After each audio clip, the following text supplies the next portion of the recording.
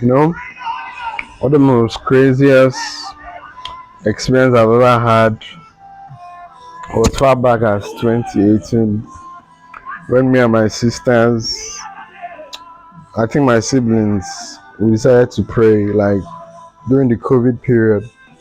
I just returned back from NYC and we just decided to just pray like since there was nothing to do.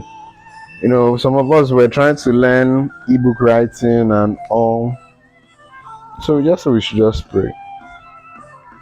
So we started praying and praying. That's why it's very good to pray.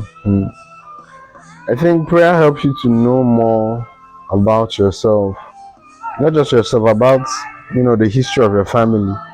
Because things you don't know about will just start appearing to you, will just start occurring to you, and will just start, manifesting in your life. So we started to pray. First day, I think it was around 10 to 12. We're always doing 10 to 12, like 12 midnight. First day we started, we're tired and all. Second day we started, it was good. Third day we started again, it was okay. Fourth day, fifth day, sixth day. I think on the seventh day, that's when we started noticing that okay, the prayer is going on, something is going on.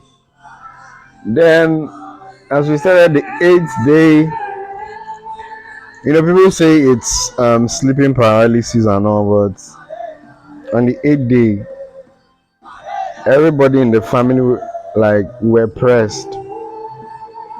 We tried to wake up, we struggled to wake up. It's like our hands couldn't move. But people say it's sleeping paralysis, but I don't think it's sleeping paralysis. I think it's an encounter. Fourth day, sorry, the 10th day, we actually ended up doing it for 90 straight days because the COVID lasted for almost 4 months. So we continued doing it. One of the days that stood out for me was the 40th day when I had one of the strangest spiritual attacks ever. Not really an attack, but an encounter with a being. This one is not a demon, this one is a being, like a prince. So we just finished a 5 hour section where we watch preaching videos, where we read the Bible and actually pray. Like the whole stretch was 5 hours. Then after the prayer, I got to my room around 3 o'clock in the morning. Then I had this strange dream where in the dream, that's when I knew that spirits are more. That's the first time I realized that spirits are telepathic. You don't have to speak before you can hear. Through their minds, they can speak to you, and you can understand it in your mind. So I met this being was so tall. Like if you know how tall a GP tank is, like the how do I call it? The stand of a GP tank. This being was actually taller than the stand of a GP tank, very tall. And I was just staring at it, and I looked like an ant before it. Like it was just so tall. I was just looking like an ant before it.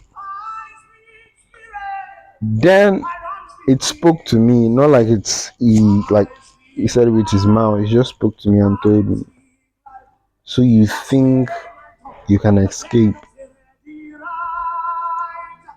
Like immediately he said those words to me, I just woke up from the dream. I was like, what does that mean?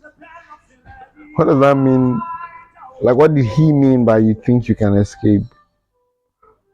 So that's when I learned that there are some things in families, there are some things, like there's some barriers, there's some limitations that some people cannot break through because maybe spirits, ancestral spirits have placed a barrier that no one in this family can ever pass, no one in this family can ever cross this place. Sometimes it might be education. Nobody in this family can ever finish university. Nobody in this family can ever become great, become rich.